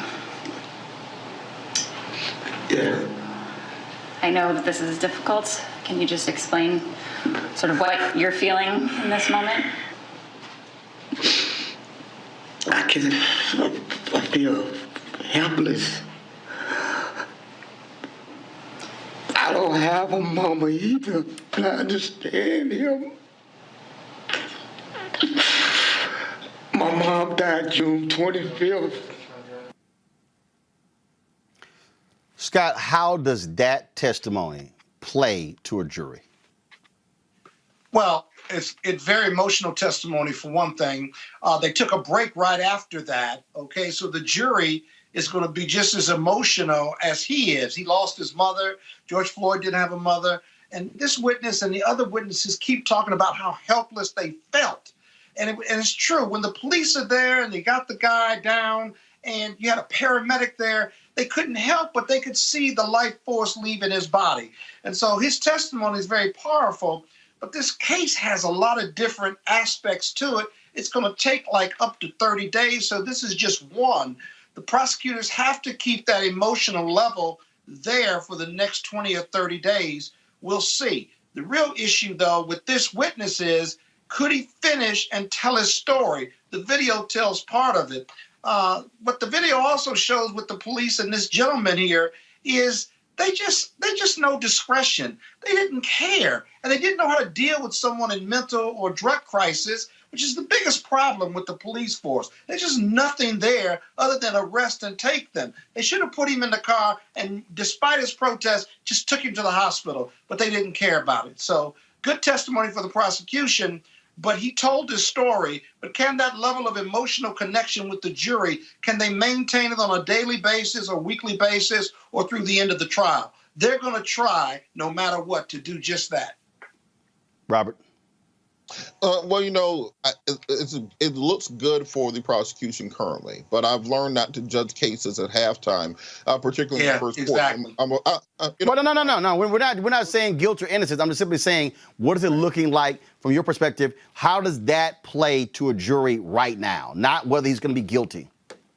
It plays well to a jury right now, but also there are portions of that I can see the defense will be using in their direct presentment of the facts. They will argue that they tried to peacefully put Mr. Floyd in the backseat of the car, that he resisted, that he pushed back, that they were simply trying to restrain him at the time, that they called for paramedics, that they followed the protocols as were taught to them as required by the department, and that despite the death being tragic, there was no criminality involved. If anything, there was recklessness involved. I think that's what will be their argument. And one of the issues that the prosecution is going to have to establish is the prong of intent, because people keep asking for a first-degree murder charge or conviction in this case. Well, the prosecution has to prove that there was an intent on the part of Officer Chauvin to kill Mr. Floyd, and they haven't presented evidence that would indicate that. And the defense is going to argue that this was just all a horrible accident because of Mr. Floyd's drug addiction, because of Mr. Floyd's alcohol consumption, because of Mr. Floyd's physical condition, and that it's not their fault because he resisted. That's going to be their defense. So I'm going to be looking for the prosecution pushing forward and pushing evidence that will show what the intent was and how they can establish that in this case. So those are things that I'm looking out for. All right, folks. Let's. Yeah, you know, Roland, if I may, real quick, one other thing. The police are going to always argue one way, shape, or form.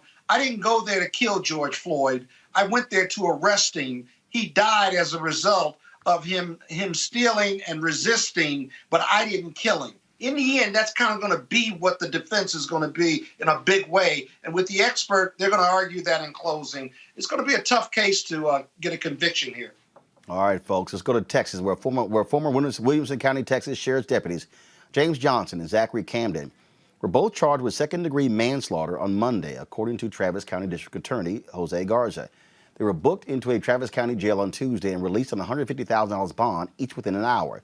The two former Texas Sheriff's deputies were arrested Tuesday on manslaughter charges in the 2019 death of a man whom they shocked with stun guns after a police chase that was filmed by real-time police on the TV series Live PD. The deputies chased Javier Ambler for 22 minutes after trying to pull him over for allegedly failing to dim his headlights to oncoming traffic. Ambler, a former postal worker, died after deputies repeatedly used stun guns on him, despite his pleas that he was sick and couldn't breathe. The stop in suburban Austin was caught on camera by Live PD, which was canceled by the A&E network in June. This was shocking to lots of people. We're going to keep showing this video. This was shocking to lots of people, Robert, because the fact that the people that Live PD held onto and later destroyed the tapes. This is body camera footage right here. Again, so this is one of those things where people often will say, hey, don't use stun guns, things like that.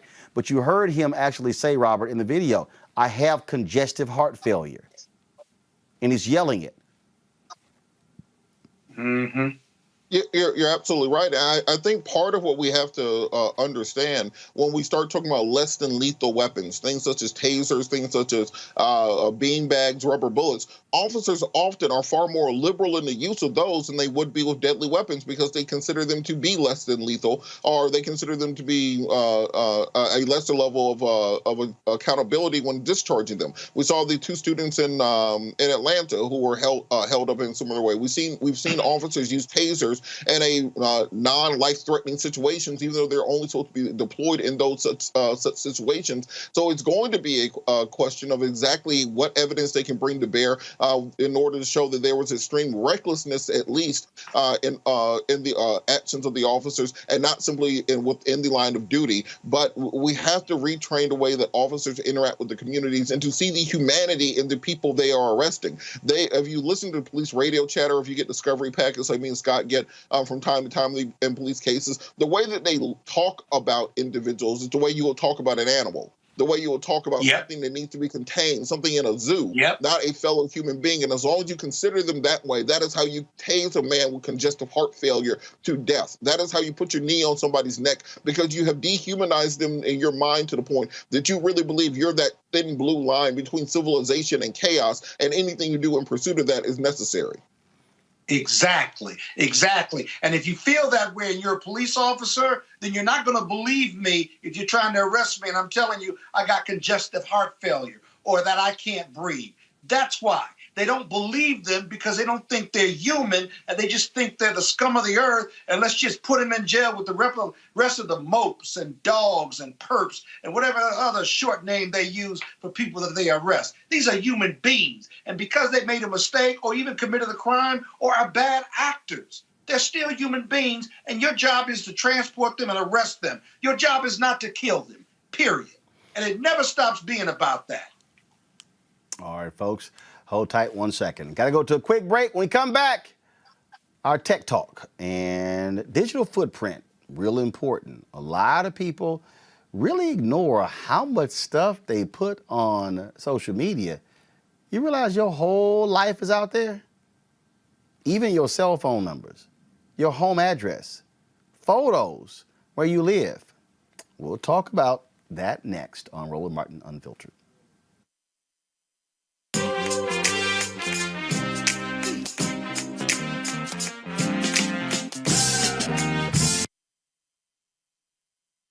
I'm Bill Duke. This is Diala Riddle, and you're watching Roland Martin Unfiltered. Stay woke.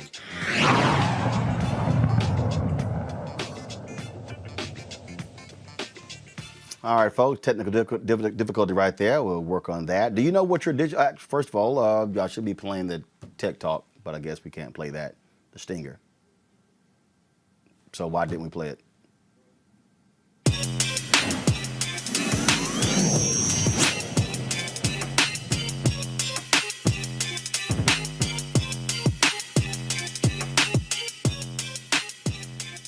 That's what we were supposed to play before I start talking.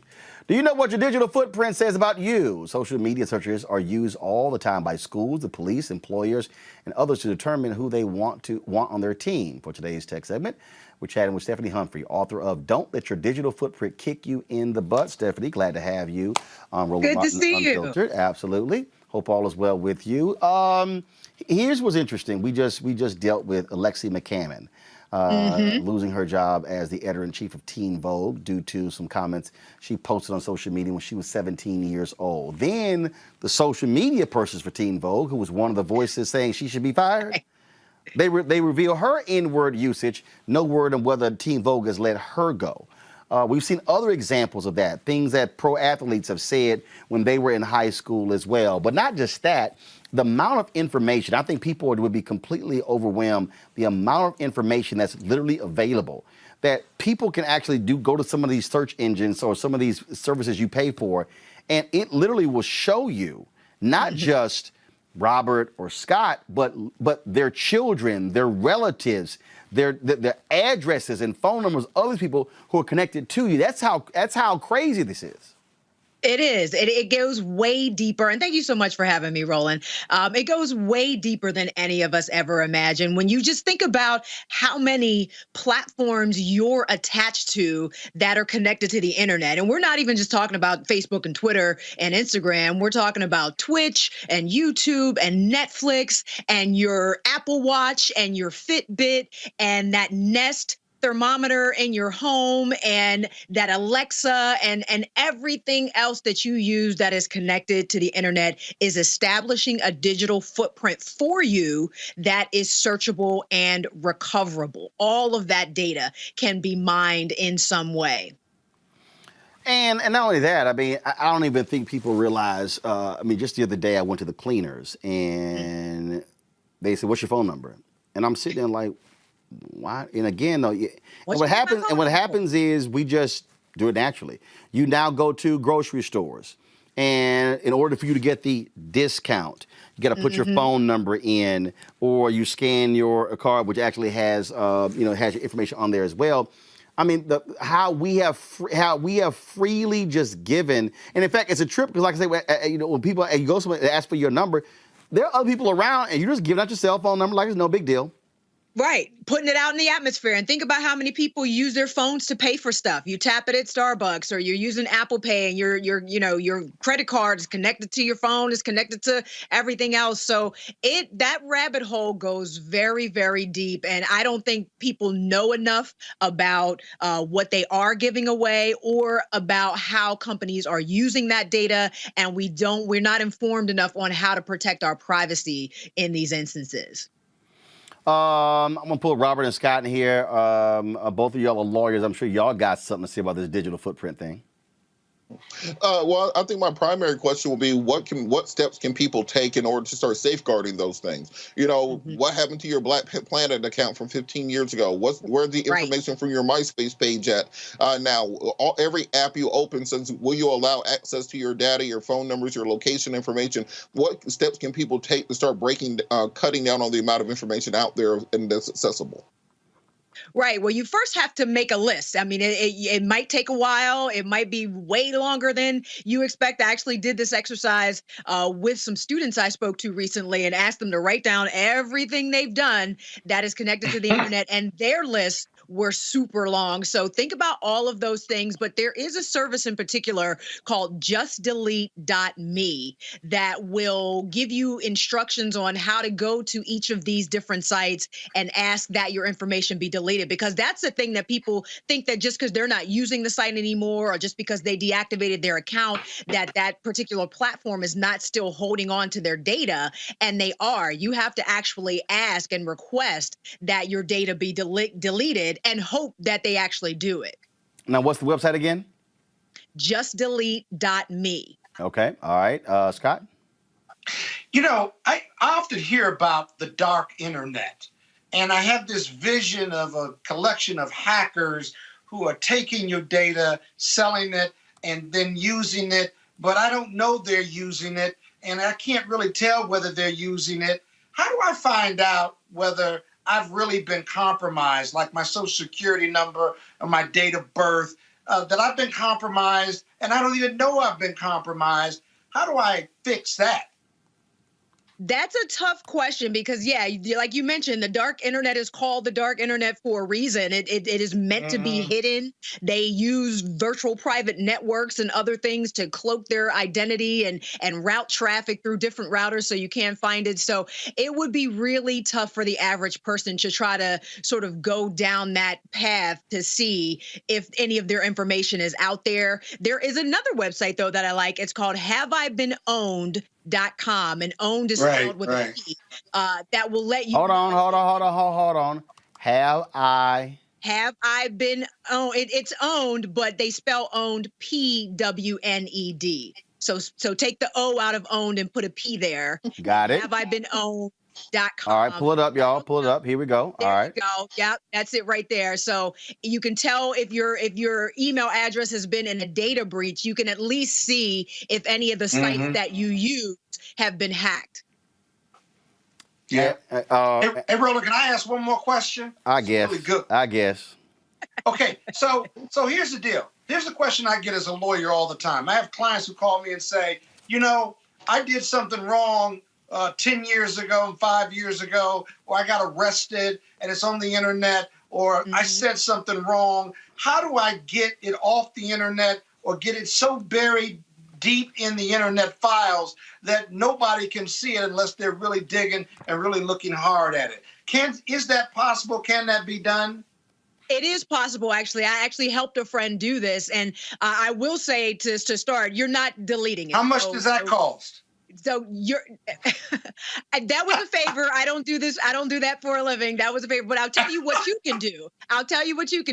You're not going to get rid of it. So if you're looking at sites, there are a lot of sites out there that claim to do reputation management and try to delete stuff off the internet and things like that. At the end of the day, you know, that stuff is stored on multiple servers. You know, if somebody has a mind to hack and really dig for your information, they're going to be able to uncover it. What you can do, though, is just what you said, is to put enough of your own content out there that it does start to effectively bury that objectionable content, because they've done the study and 99%, a solid 99% of people won't look past the first page of a Google search. So if you can get something off of that first page, you know, down to page 5 or 6, you have effectively buried it for all intents and purposes. It's not going to go away, but you have effectively buried it. So you can combat that old stuff with new, better stuff. So continue to be consistent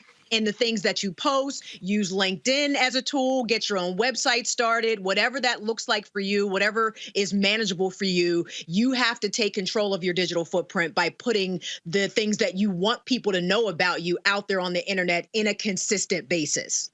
One of the things also, and I explain this to my nieces and nephews all the time, Stephanie, the moment you tweet it, that sucker is out there. Even if you delete it, and it can be found. It can be the mirror. So explain what people, you keep hearing people talk about the mirror. Explain what that is. Well, there is a site there is another website called the Wayback Machine. It is internet-archive.org. That is a website that saves websites. There are more than 500 billion websites on this site. So you can literally go to this website, just Google the Wayback Machine, and you can put in any URL that wasn't private, and it'll show you, there you go. Thank you very much. You put in any URL in that little box at the top, and it'll show you at different points in time for years what you had posted at that moment. So, you know, this is just the one quick and dirty, easy way to find your old data. But again, anybody with a little bit of hacking skill can search and recover pretty much anything on the web. And you see all those little lines on the dates correspond to what blackamericaweb.com looked like at that moment. So what posts were on there, you know, what people were commenting, like all that different stuff. You have basically an internet record of your online activity saved on this website. And Roland, can I ask one last question? Yeah. Sure. So my other question would be: recently, we've seen people like Kevin Durant get in trouble for burner accounts. Mitt Romney got caught with a secret troll account at one point in time. We also continue to see celebrities have their direct messages or their inbox messages leaked to the public. What can the average person do to stop their troll account from being discovered, or to stop instant messages or direct messages from being leaked to publicly? Well, the first thing I'll say before Stephanie does is don't get a damn troll account. That's just first. Well, I'm just saying that's first. That's it. That's just first. All right, that's just first. The second thing is, like, it kills me, Stephanie, when people who I actually know send me a DM. I'm like, your ass got my number. I'm like, send a text. I know. It's so bad. I mean, because the thing is, it's human nature. It's not even a function of the internet necessarily. It's human nature to screenshot stuff and leak stuff. You know, stuff isn't getting leaked because the internet is leaking. Stuff is getting leaked because human beings are leaking it. So you have to know, who you're sending these DMs to and who has access to these burner accounts and things like that. And you have to understand that because you think that you're not associated with the account does not protect you. Your privacy settings and things like that won't always save you. So you have to understand that anything you put out there, I mean, we got IP addresses that are automatically connected to the things that you do. Anything you put out there, you have to understand that may eventually be surfaced. Okay, so what about so Stephanie, what about when we hear about these encrypted apps? WhatsApp says they have encrypted features. Right. Some folks don't believe it. Go to my computer. A lot of people are really using Signal. They're using Signal to be able to send messages back and forth, and that are encrypted. So first of all, explain to people what it actually means when it said that this app is encrypted from phone to phone. What does that mean? Mm-hmm. So yeah, end-to-end encryption means that once you type the message into yours on the app on your side, you see it as regular text, but the app itself will encrypt that message, that data, send it to whomever, and it doesn't get unencrypted until they see it on their phone. So you too, allegedly, are the only people that will actually see the content of that app. The platform, the people that work at the platform won't see it. They can't hand those records over to any sort of government, entity. Allegedly, you two are the only two people that are supposed to see that message. So that's what it means, because if it wasn't end-to-end encrypted, that message would live on that platform servers. So if they did get subpoenaed by authorities or law enforcement, they could turn that information over to them. If they got hacked, somebody could grab that information that way. But the fact that it's encrypted means that only you and only the person you send that message to are supposed to be able to see it. However, that still does not solve the problem of human nature. And if that person happens to take a screenshot, or if somebody gets a hold of your phone and opens it up and sees that message and takes a picture of your phone, that information can still get out there. So even though on the Signal app, you can do disappearing messages, what people have to understand is you can set disappearing in 5 minutes. To your point, the person on the other end could still do a screenshot. Right. And that was the whole thing with Snapchat. When Snapchat first came out, that the whole cachet around Snapchat was like, oh, just 5 seconds, 10 seconds. And that's why everybody was sending nudes and thinking that they were going to get away with sexting, with impunity, basically. But nobody considered the screenshot, and nobody considered the fact that new apps like Snap Save were going to be created that could save the messages before you knew that anybody took a screenshot, and nobody would ever have to take a screenshot. So I don't doubt that there's something out there now, or something being worked on, that could save a Signal message or a WhatsApp message before you know it's being saved, or without your knowledge that it's being saved. So it's just a matter of thinking before you hit that send button, honestly. And there's another one out there. Go to my computer real quick. It's called Wire. And they same thing. Wire is just like Signal, I think this is from Switzerland. So there are some people who don't, because Signal is from where? So is that a U.S.-based app? That's a good question. I'll look it up. Yeah, because I know some people who are like, hey, I ain't trusting Signal. I'm gonna go to the Swiss app. They real good about protecting stuff. Seriously. I'm not gonna tell you. There's a very rich person who turned me on the Wire. Who was like, yeah, I use Wired, and I was kind of like, okay, all right, but all right, cool. Listen. If that works for you, but again, you're at the mercy of the person you're sending the message to as well. Right, absolutely. Anything else about protecting folks before they get their butt kicked with his digital footprint? It really just boils down to being very mindful and intentional about what you do on the internet. We can use the internet for a lot of things. Social media can be fun. You can make some money. You can, change the world. You can do a lot of different things, but you just have to think about it first. Take those few moments to ask yourself, is this something that needs to be out there? Is it kind? Is it going to hurt somebody else? Is there potential for these words to do damage? Because they can. So the mindfulness and the intentionality is really what we all have to get back to. Well, I get a kick out of when people tell me, you call me a dumbass. That's public. And I'm going, yes, it was meant to be That was public. the point. That was the point. Yes, it was. And so, yeah, I love it when people sit here and go, you cussed me out. Yes, I did. That was intentional. So, Listen, yeah. That's a part of your brand, though. I'm like, first of all, the show's called Unfiltered. So I'm like, what the hell were y'all thinking? Everybody's not going to be able to get away with that. It was just sort of crazy. And I just, I tell people all the time that, look, first of all, I remember I was on the Clubhouse chat and they were like, okay, y'all, this conversation's off the record. I'm like, no, it's not. No, it's not. I'm like, it's 2,000 people in here.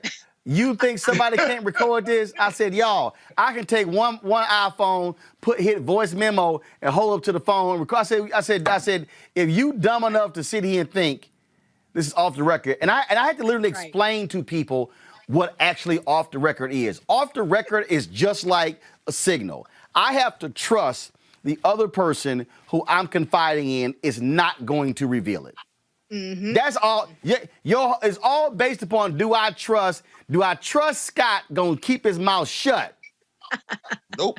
I don't trust Kappa. Depending on what we do. That's right. Nope. I don't trust Kappa. See, right there, I draw a line at Kappas. I don't trust Kappas. Kappas are going to sue you one day. I was just in a meeting with them, and your name came up. And I'm going to tell you, you better watch your mouth on Kappas, because I'm going to tell you, they got their eye on you now. You got a target. You're a target, the way you talk to me. They don't like the way you talk to me. The Kappas probably need to sue me after that embezzlement y'all had your national office. But we're going to leave that alone. See, you walked right into that one. That got the lawsuit. Yeah. Get your lawsuit. Yeah, that cost y'all about $3 million, huh? Sir. The tea has been spilled. That cost y'all about $3 million, huh? No, it didn't. We got that resolved. Yeah, okay. Anyway, can we talk about something that money went to the casino. Yeah, see? You open this can of whoop ass, and I'm just simply revealing it. Y'all, show Stephanie's book, please. Y'all, here's the title of her book. Thank you very much. Don't let your digital footprint kick you in the butt. A lesson in what not to do on the internet to build your personal brand online by Stephanie Humphrey. Stephanie, where can people get it? Amazon. Go to Amazon, do that. So, folks, I appreciate it. Stephanie, thank you so very much. Thank you for having me. Take care. All right, have a good one. All right, folks, that is it. Let me thank Robert, Scott, Monique for joining us today's show. If y'all want to support what we do here, Roland Martin Unfiltered, please do so by joining our Bring the Funk fan club. Our goal is to get 20,000 of our fans to contribute at least $50 each over the course of a year, $4.19 a month, 13 cents a day. If you can't give that, that's fine. You give less. We have people who've done that. You give more, that'll be great as well.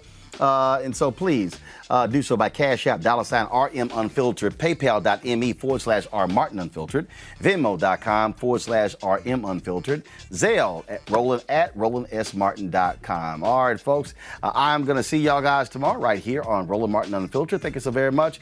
Have a great one.